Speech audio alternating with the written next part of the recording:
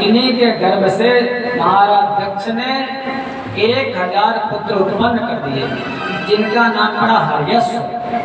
अब 1000 बेटे वो गए। दक्ष ने कहा सृष्टि का क्रम आगे बढ़ाओ। तो सृष्टि का क्रम आगे बढ़ाने के लिए क्या करना चाहिए? तपस्या करनी चाहिए। वो 1000 बेटे गए और एक बिंदु सरोवर के पास जाकर के तपस्या करने लगे। 1000 पुत्र दक्ष के। चाचा जी आ गए। चाचा जी क्यों? देवर्षि नारद। नारद ने कहा भैया क्या कर रहे हो बेटे, क्या कर रहे हो? उन पुत्रों ने कहा चाचा जी मैं सृष्टि करूंगा, इसलिए तप कर रहा हूँ। क्या सृष्टि करोगे? अरे क्या तुमने इस पृथ्वी, देखो 9 प्रश्न है, 9 प्रश्नों का उत्तर जान लेना तब सृष्टि करना। कहने के कौन से 9 प्रश्न? कहने के पहला प्रश्न ये है कि सृष्टि का आदि और अंत क्या तुमने देखा है? सृष्टि का आदि अंत का जब पता लगा लेना तब सृष्टि करना। कहने के दूसरी बात, एक ऐसा देश है, एक ऐसा राष्ट्र है जहाँ पर सारी की सारी स्त्रियां हैं, केवल एक पुरुष है। अगर पुरुष है तो एक और बाकी सभी स्त्रियां, उस राष्ट्र का पता लेना तब सृष्टि करना। कहने के तीसरा प्रश्न क्या है? कहने के तीसरा प्रश्न ये है कि एक ऐसा बिल है, एक ऐसी गुफा है, एक ऐसा घर है जिसमें जाने का तो रास्ता है लेकिन वापस आने का रास्ता नहीं है। जब इसका पता लगाना तब सृष्टि करना। कहने के चाचा चौथा प्रश्न क्या है? कहने के चौथा प्रश्न ये है कि एक स्त्री ऐसी है, बहुरूपी स्त्री, जो दिन भर में कई रूप बदल देती है। आप लोग तो हमारा मिलेंगे 2-3 बार माताएं श्रृंगार, कहीं साड़ी, कहीं सलवार सूट, कहीं कुछ, लेकिन एक ऐसी स्त्री है, बहुरूपी स्त्री, जो पल पल में रूप बदला करती है, उसका पता लगा लेना तब सृष्टि में जाना। कहने लगे पांचवा प्रश्न ये है, एक स्त्री तो है लेकिन कैसी है? व्यभिचारिणी, दुष्ट है, कलंकिनी है। उस व्यभिचारिणी का पति कौन है? उसका पता लगा लेना तब सृष्टि में जाना। कहने के छठा प्रश्न ये है, एक नदी है, बहुत सी नदियां हैं लेकिन एक ही तरफ को बहते हैं, लेकिन एक ऐसी नदी है जो दोनों तरफ को बहती है। उस नदी के बारे में जान लेना तब सृष्टि करना। फिर कहने लगे सातवां प्रश्न ये है कि 25 तत्वों से मिलकर के बना हुआ एक घर है। घर बनाने में बहुत मटीरियल लगता है, लेकिन ऐसा घर कौन सा है जो 25 चीजों से मिलकर बना है? उसका पता लगा लेना तब सृष्टि करना। फिर कहने लगे एक हंस है, वो हंस बहुत विचित्र है, बहुत सुंदर है, उस विचित्र हंस का पता लगा लेना तब सृष्टि करना। फिर कहने लगे एक चक्र है जो वज्र से बना हुआ है और वो चक्र किसी समय रुकता नहीं, अबाध गति से हर समय चला करता है। उस चक्र के बारे में पता लगा लेना तब सृष्टि करना। महाराज 9 प्रश्नों का उत्तर जान लेना बेटा तब सृष्टि में जाना। हर्यश्व ने कहा पहला प्रश्न था चाचा जी, पृथ्वी का आदि और अंत, मैं अभी जाता हूँ, पृथ्वी कितनी बड़ी है पता लगा करके आता हूँ। वो चल दिए और चले गए। आज तक वो घूम युग बदल गए लेकिन वो घूम करके वापस नहीं आया। दक्ष को पता चला, नारद ने हमारे बेटों को भगा दिया। उनकी जो दूसरी पत्नी थी जिसका नाम वीरणी के गर्भ से फिर 1000 बेटे उत्पन्न कर दिए। उनका नाम रखा सबलाश्व, बहुत बलवान थे। वो भी गए वहीं तपस्या करने के लिए बिंदु सरोवर के पास। पता चला देवर्षि तो फिर आए, 1000 और आए हैं भतीजे। नारद जी फिर आ गए। कहने के बेटे क्या कर रहे हो? कहने के तप करूंगा, तब के बाद पिताजी की आज्ञा है सृष्टि को आगे बढ़ाऊंगा। कहने के तप करोगे? अरे धिक्कार है तुम्हारे तप पर, तुम्हारे भाई चले गए, अभी तुम्हारे भाई वापस तक नहीं आए। तुम्हारा पहला कर्तव्य है, भाई से बढ़कर के कोई मित्र नहीं है। पहला कर्तव्य है अपने भाइयों को जाकर के ढूंढ करके लाओ, तब सृष्टि में मन लगाना। अब भैया सबलाश्व जो थे वो भी चले गए, आज तक घूम करके वापस वो भी नहीं आए। तब से यही बन गई परंपरा कि भाई तो भाई ढूंढने नहीं जाता है, वो भी नहीं वापस आए। अब दक्ष को पता चला हाँ वारे ये बड़ा साधु बना घूमता है, तो पाखंडी है। आओ वह साधु साधु नाम, जा मैं तुझको श्राप देता हूँ नारद, तुम एक घड़ी तक कहीं पर रुक नहीं सकोगे। दक्ष ने श्राप दे दिया। नारद ने कहा भैया है श्राप है तो वरदान है, अरे नहीं रुक सकूंगा, कोई बात नहीं, इधर उधर चलूंगा और भ्रमण करता रहूंगा। इस प्रकार से दक्ष प्रजापति ने 60 सुंदर कन्याओं को जन्म दिया अपनी प्रसूति नाम की स्त्री से। उनमें से दक्ष ने अपनी 10 कन्याएं पूर्व धर्म को दे दी, 13 कन्या कश्यप को दे दी, 27 कन्याओं का विवाह चंद्रमा के साथ कर दिया। 27 नक्षत्र जो है ना वो चंद्रमा की पत्नियां हैं। 27 का विवाह चंद्रमा के साथ कर दिया। भूत या बहुपुत्र अंगिरा तथा प्रश्वास को उन्होंने 2-2 कन्या दे दी। उसके बाद जो सबसे छोटी बेटी थी उसका नाम था सती। सती का विवाह भोले बाबा के साथ दक्ष ने सोचा सती का विवाह भोले बाबा के साथ करूंगा। इधर भोले बाबा तो समाधि लगाए थे, सती तपस्या करने के लिए कैलाश पर गई। भोले बाबा की घोर तपस्या करती है मां सती। भोले बाबा प्रसन्न हो गए। देवता लोग जाकर के विनती करते हैं भोले बाबा से कि प्रभु विवाह कर लो। यो निवृत्त समार्गस्था स्वात्मा रामो निरंजनः अवधूत तनुर्ज्ञानी स्वदृष्टा कामवर्जितः। भोले बाबा ने कहा मुझे तो सदा केवल योग में लगे रहना है, मैं योग में तत्पर रहता हूँ, उसी में आनंद आता है। ज्ञानहीन पुरुष ही योग को छोड़कर भोग को अधिक महत्व देता है। और क्या बताऊं, संसार में जो विवाह है सबसे बड़ी बेड़ी यही है, सबसे बड़ा बंधन का कारण यही है। मैं भैया विवाह करने वाला नहीं हूँ। देवताओं का महाराज तिरस्कार करने लगे भोले बाबा। देवता विनती करने लगे प्रभु प्रसन्न हो जाओ। कहने लगे अरे भोले तेरी महिमा अनोखी, शंकर तेरी महिमा अनोखी, देख के मन मेरा डोला। शिव बम बम बम बम बोला, शिव बम बम बम बम बोला, शिव बम बम बम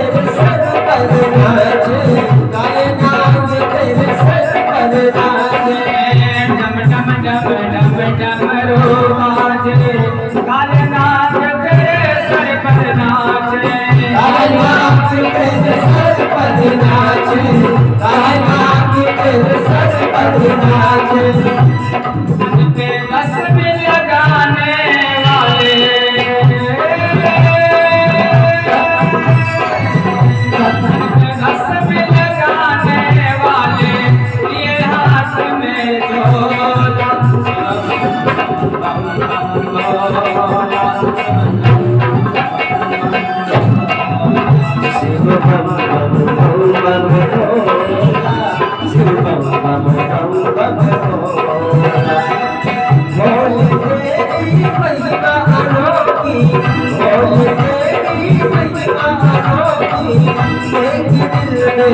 भोला शिव बम बम बम बम भोला शिव बम बम बम बम भोला शिव बम बम बम भोला शिव बम बम भोला।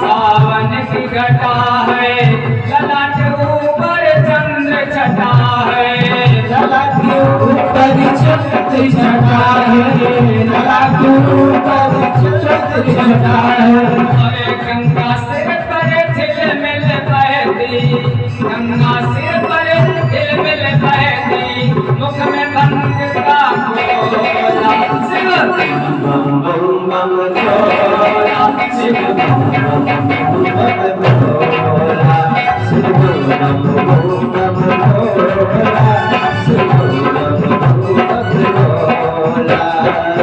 बोल तेरी महिमा अनोखी बोल तेरी महिमा अनोखी देख के मेरे मन डोला शिव बम बम बम भोला शिव बम बम बम भोला शिव बम बम शिव बम बम भोला।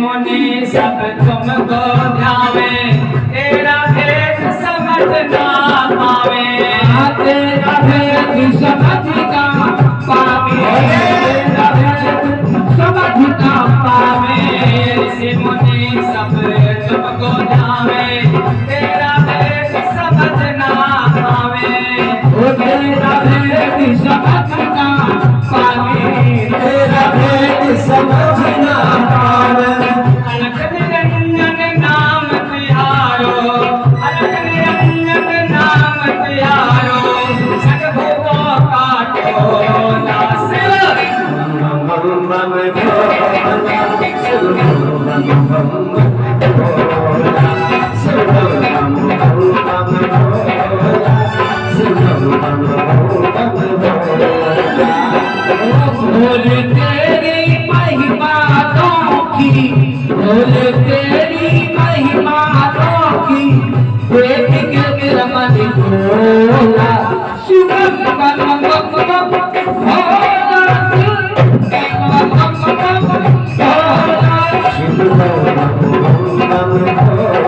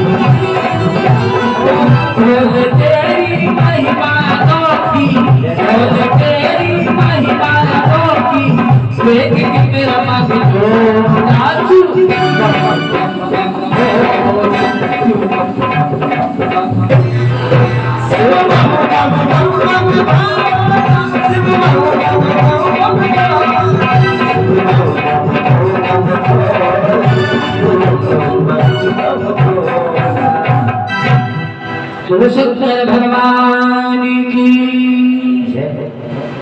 अविकारी अभोगीचा सदा सुचिर मंगलः तस्य प्रयोजनं लोके कामिन्यां किमोदाधुना। बोले बाबा कहने लगे, अरे देवताओं, मैं अविकारी अभोगी शमशान में रहने वाला, वो तो प्रेतों के साथ रमण करने वाला, चिता भस्माले पहाड़ सृग न करोटी परिकरः अमंगल्यं शीलम् तव भवतु नामैवमखिलम्। शमशाने स्वाक्रीडा स्मरः पिशाचा सहचरा चिता भस्मालेपः सृगपि न करोति परिकरः। अरे मैं तो शमशान वासी, हमारे अनुचर, हमारे सहचर भूत प्रेत, और मैं चिता की भस्म लपेटने वाला। कितना भोले बाबा प्रेम करते हैं, जब दुनिया वाले संसार वाले आप लोगों को छोड़ देते हैं।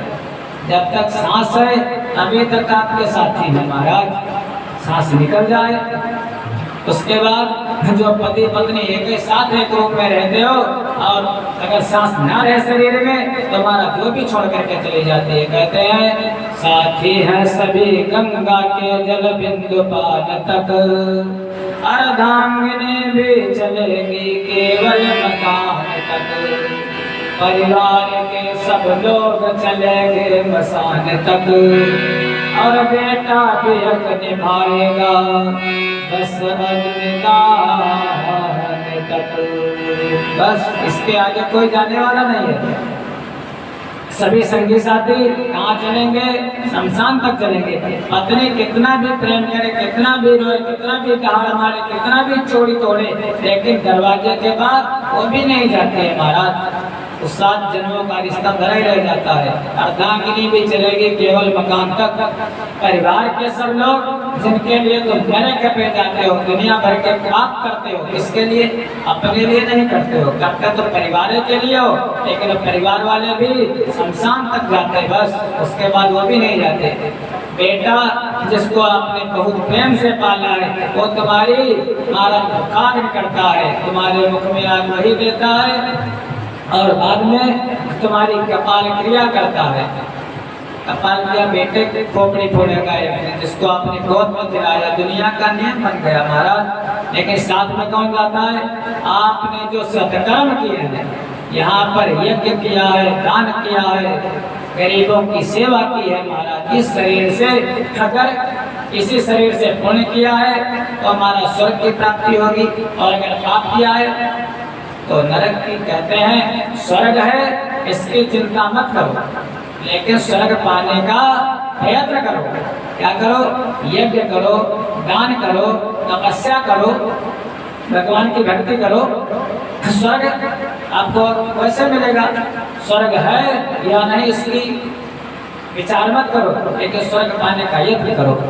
नरक है या नहीं है इस पर विचार मत करो, होगा देखा जाएगा, साथ मिलेगा तो होगा, लेकिन नरक की चिंता मत करो। लेकिन ऐसे कर्म करो महाराज नरक जाना ना पड़े।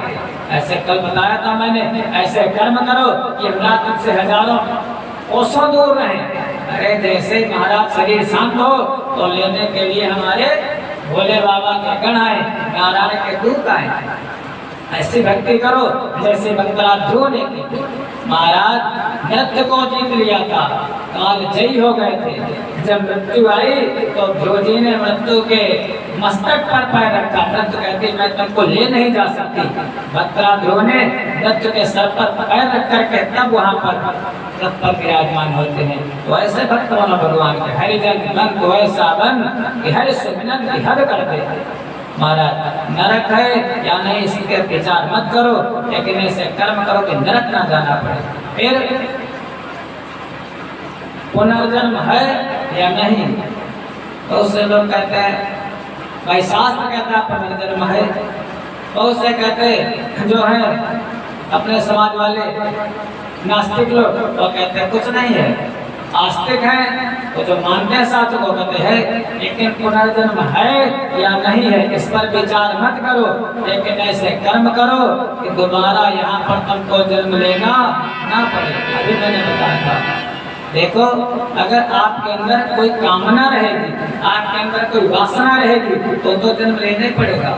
वो वासना पूरी करने के लिए, जैसे गेहूं का खेत होता है, गेहूं जाकर के किसान बो देता है, लेकिन बथुआ जई गेहूं का मामा वो कोई बोता नहीं जा करके, वो बीज 1 वर्ष तक खड़ा रहता है। मान लिया कार्तिक में अगर गेहूं बोया गया तो कार्तिक को काट लिया गया, जब इतनी बारिश हो जाएगी तो बथुआ जमेगा, तो महाराज गेहूं का मामा न जई जमेगी। लेकिन जैसे वो आएगा महाराज, वो जलवायु आएगी, वो मौसम आएगा, वो बीज अपने आप स्वतः अंकुरित हो जाएगा।